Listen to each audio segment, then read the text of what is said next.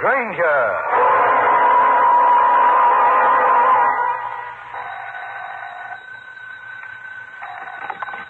Hello. Is this Steve Granger?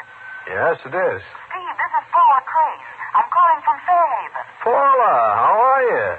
Haven't seen you for a long time. I called to invite you up to Fairhaven over the weekend. Are you free to come up? Certainly am. If you can take the 6:35 train up this afternoon, I'll meet you at the station. I'll be there, Paula. Certainly will be a treat to get a nice, relaxing weekend. Let me tell you in advance, it might not be so relaxing.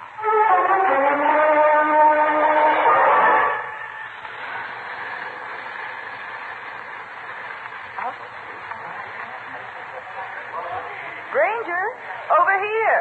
Oh, hiya, Paula. Wonderful to see you again. Bring your luggage. I've got the car. Okay. Hey, you certainly look like a million, Paula. I can't say I feel that way. That's why I got you up here. You mentioned the weekend might not be relaxing. Well, what's the trouble, beautiful? Twice so far this week, somebody's tried to kill me. This is Steve Granger, private detective, with a story set in a luxurious lakeshore country home. A beautiful setting for murder. In just a moment, I'll take you back to one of my most interesting cases.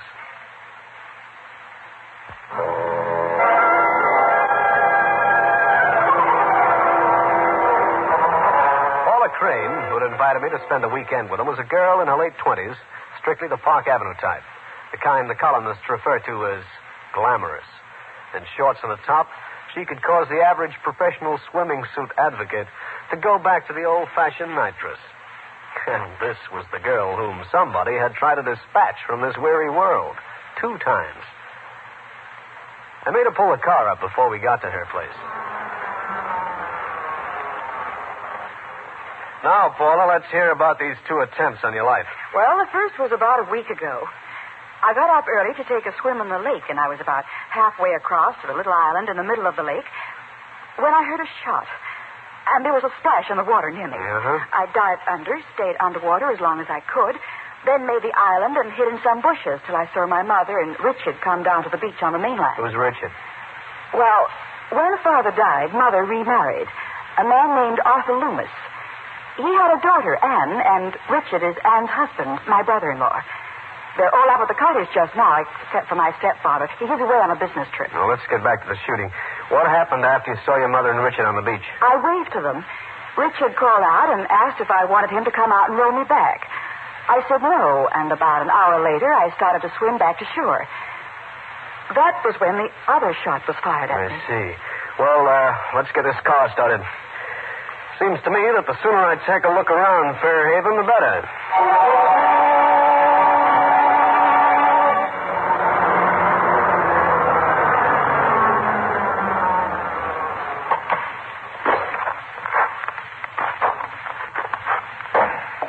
Wow, this certainly is a beautiful spot. There's the cottage up ahead. Call it a cottage? Looks like a country club. See, how many rooms have you got in that hotel? 15. I wonder what the poor people are doing. Oh, there's Mother coming towards us. Don't say anything, please. Of course not. Well, darling, is this your friend? Yes. Mother, I'd like to present Steve Granger. How do you do, Mrs. Loomis? Not bad at all. Not bad at all. Mother, really? Tall, dark, attractive. My. I'll show you to your room. Then perhaps you'd like to go for a swim before dinner. Well, Don't tell me you're afraid of the water. Besides, I want your opinion on a new bathing suit I have. I'll break out my judge's badge and be with you in 5 minutes. Well, Granger, I see you're ready for your swim. Yeah? How do you like my suit? You don't go around in public like that, do you? Why? It's nothing. That's exactly what I mean. After our swim, Paula and I dressed, drove into the village for dinner. We got back around 10. Thanks for a wonderful evening. Just having you around makes me feel secure. Thanks, Paula. Lock your door. I watched the girl walk into a room, heard the click of the lock, and I turned into my own room, snapped on the light, and started unpacking my bag. Then I just sat by the window and listened to the calm, peaceful night sounds.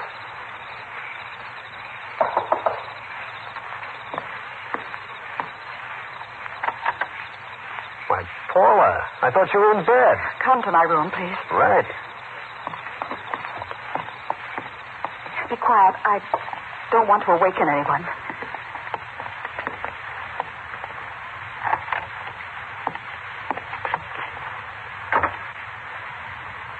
Well, what's wrong? It's my cat. Look, over there. Is it dead? She just died, very strangely, too. Oh.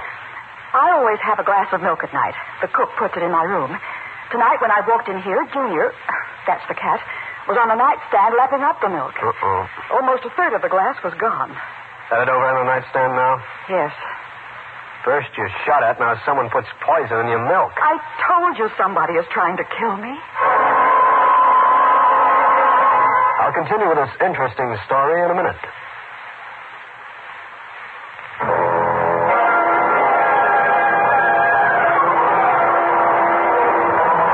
This was not exactly a pretty situation. Paula's cat lying stiff on the floor of her room.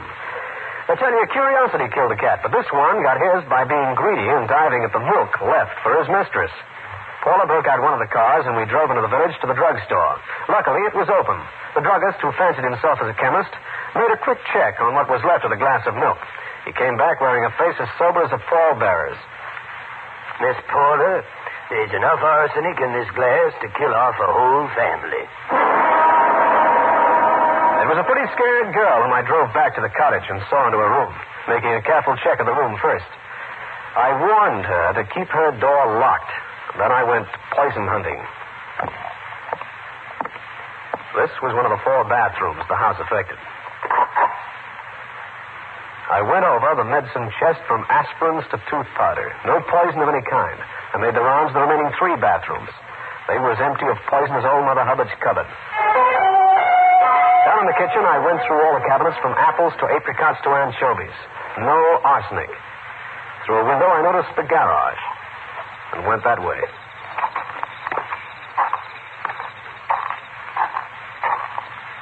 When I got there, I moved inside, felt around for a light switch, and flicked it on. This was a 5-car job. It was only slightly smaller than the house itself. The cars in it went from the $1,500 price to the category where one doesn't mention money because it's so distasteful. Then I found a garden cabinet on one side of the garage. On the shelf, I saw it, sitting between a garden spray and a hand trowel. It was insect powder and contained arsenic. I started back to the house. All right, you. Put up your hands. Now what? Walk ahead of me up to the house. One moment. Who are you? If you don't walk, I'll shoot. Are you Paula Crane's brother-in-law? Just walk, that's all. Because if you are, I might mention that I'm the new house guest, Steve Granger. If you're a house guest, what are you doing sneaking around the garage? What are you going to do with that package of bug poison? Oh, some ants in my room. I figured there'd be some insect poison around. I found it back there. It was on my way to the house. I'm supposed to believe that? I see no reason why not. Let's wake up Paula. She'll identify me. Paula looked very surprised to see me at the receiving end of a gun, but recovered enough to introduce her brother-in-law formally as Richard Terrace. We waited till she closed and locked her door, and then Terrace and I went downstairs for a nightcap.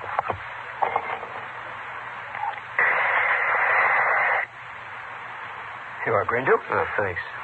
I'm sorry I acted the way I did. Oh, forget it, will you? You see, I've been perturbed recently. I'm a very light sleeper, and there have been prowlers around. You seen any of them? No. How long's this been going on? Oh, for about a week. Well, I'm going to bed. How about you? Yeah, me too. Oh, want me to give you a hand with that bug poison? No, thanks. Sure, I can take care of that matter myself.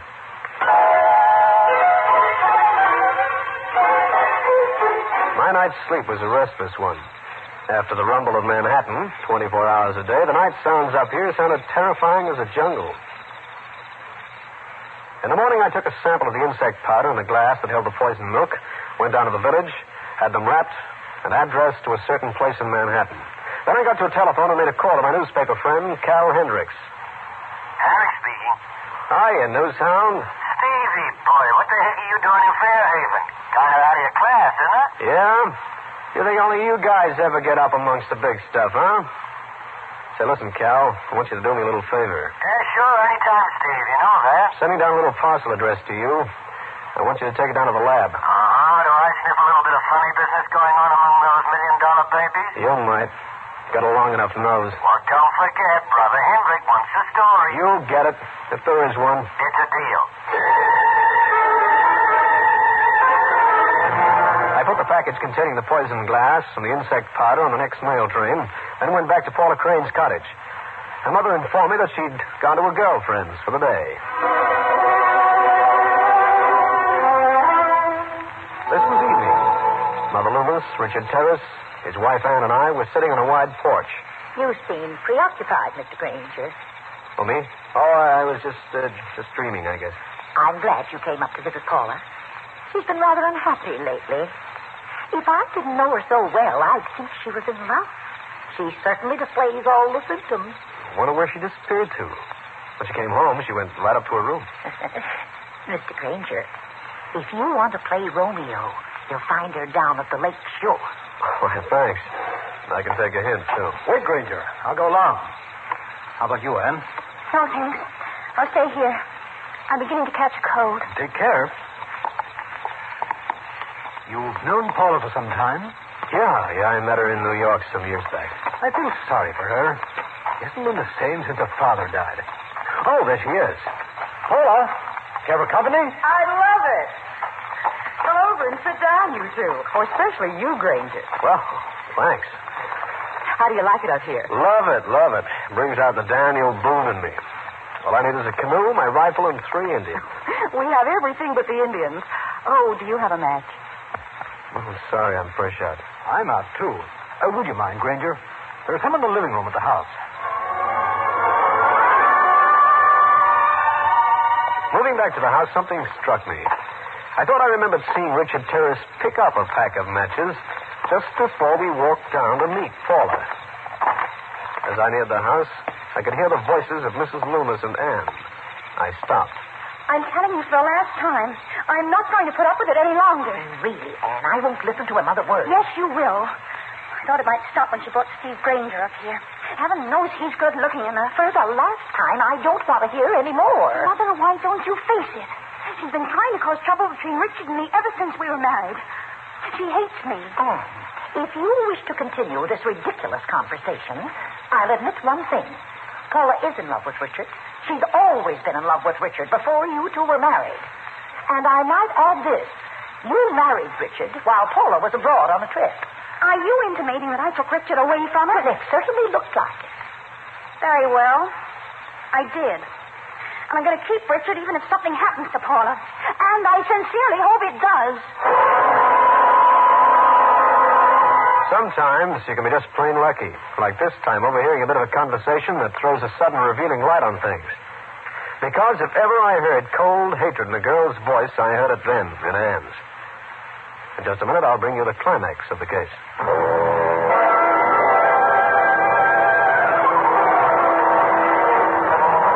Things seem to be clearing up a little bit.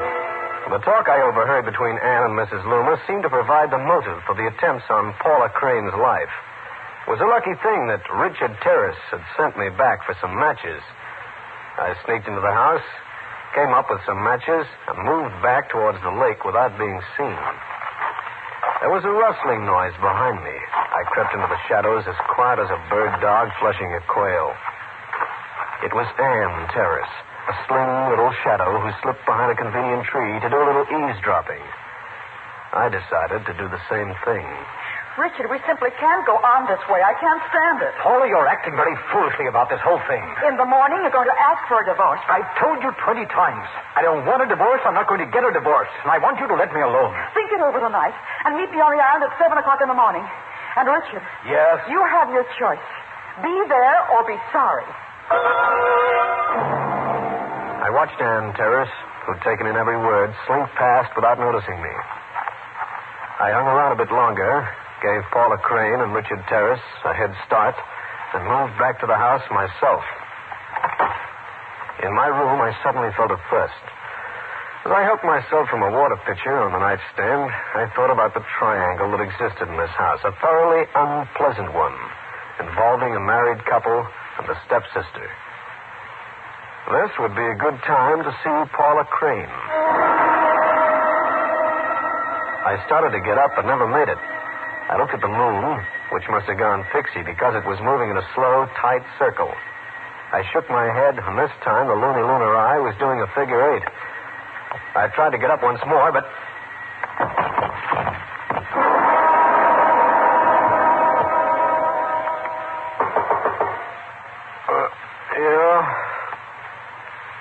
Yeah, what is it? It's me, Mr. Granger. Aren't you coming down to breakfast? Hey? Oh, yeah. Yeah, Mrs. Loomis. It's 9 o'clock. In the morning? Of course. Right. I'll be right down. I got up. My mouth felt like it had been rinsed with a bilge water from a 100-year-old schooner, and I realized I'd been mickeyed with a capital fin. But I made it to the breakfast room. Sit down, Mr. Granger. Have some coffee. Thanks. Morning, Richard. Morning. Do you feel bad this morning, Mr. Granger? Oh, no. I feel wonderful. Just wonderful. Where's Anne, Richard? I don't know. She's gone out somewhere. Morning, everybody. Hi, dear. Paula. Now, darling, don't tell me that you feel bad, too. Awful. Just like I'd been drugged. Did you say drugged, Paula? I did. And I want some air. Granger, how about going for a canoe ride? The exercise will do you good. Young woman, if I wiggled my eyebrows, my head would fall Oh, off. come on. You need sunshine.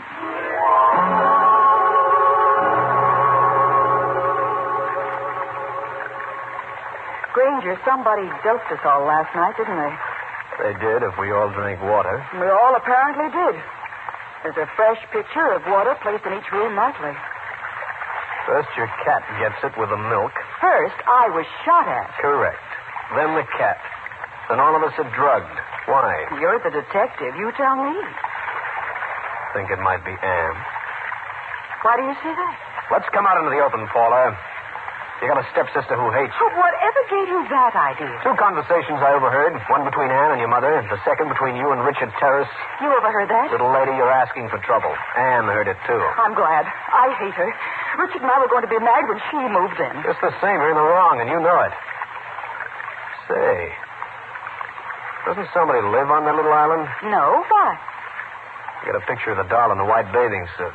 That must be Anne. She probably left the house early and swam over here. Let's turn around and go back. No. I've got something to say to Anne, and it might as well be now. Anne, mind if we come over? Must be sleeping. Come on. Granger, that spot on her white suit. Is she dead? She is. Shot right through the heart. Oh, what'll we do? Notify the police. And tell Richard. Granger. What? That's my bathing suit she's wearing. Yours? Yes, don't you see? Somebody thought it was me. Paula Crane and I made it back to the mainland in a hurry.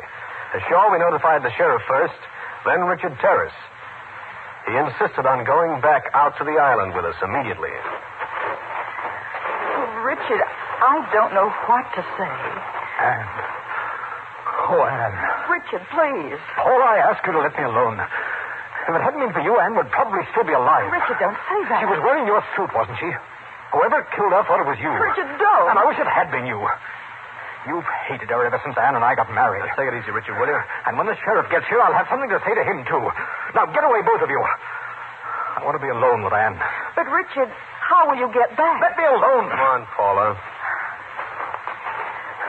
Granger, you've got to find out who shot and killed poor Anne. I intend to. And first, I'm going to talk to your mother. But before I had my talk with Mrs. Loomis, there was something I had to do first. This was my own room. The water pitcher was empty. There was just enough moisture left for one taste. That taste had enough dope in it to knock a Republican right out of his party. The other rooms were the same. The pitchers were empty, but contained enough moisture to give me what I wanted. The last room was Mrs. Loomis's. From under the door came the odor of smoke. I wasted no more time. Mr. Granger, how dare you come into my room without knocking? What are you doing in that fire, Mrs. Loomis? Nothing. I think I'd better take a look at that, Mrs. Loomis. How dare you? Well, what have we here? A red bathing suit. Mr. Granger. Mrs. Loomis, did you know that Anne was shot and killed this morning? Anne? Shot? Yes. And here are you all set to toss a red bathing suit into the fireplace. I wasn't. Not much. Why do people up here always start up fireplaces during the hottest month of the year? This is my home, and if I want a fire, I start one. To burn up bathing suits. Get out of here, Mr. Granger. You've no right to intrude like this. Mrs. Loomis, you're not very excited about Anne's murder. You're more interested in this red bathing suit. Is it because you shot and killed her? Suppose I did. Why would you? Because she was ruining my daughter's life. My real daughter, Paula. By remaining married to Richard Terrace? Yes. That's why I killed her. And you were burning the bathing suit because you didn't want anybody to know you'd been swimming early this morning, right? That's right. Ma, the sheriff is downstairs. What are you doing with that bathing suit? Paula, whose suit is this? Why, it belonged to Anne. What's going on here? Your mother has just confessed to Anne's murder. What? And she was just going to burn this suit. That suit might have proved that she swam to the island this morning. Oh, Granger, really? Look at the size of that suit. Mother couldn't get into it. She lost 40 pounds. I want to make a little check. Mrs. Loomis, turn around, will you? Why? Turn around. Now, let's see. What are you doing? Just checking the back of your head, Mrs. Loomis, to see if your hair is wet.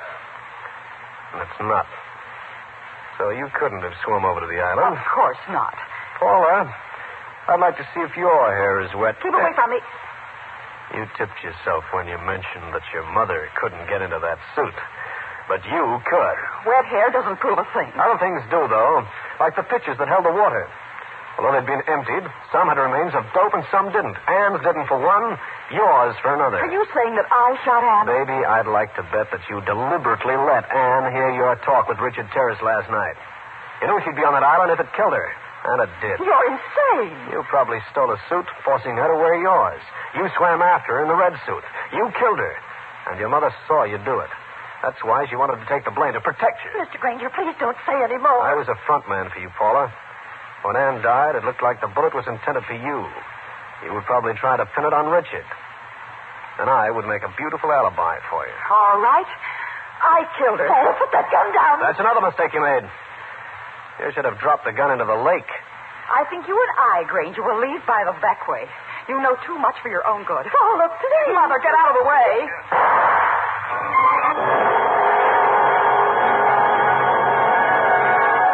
Well, friends, that's the story. I'll be back to wrap up the case in just a minute.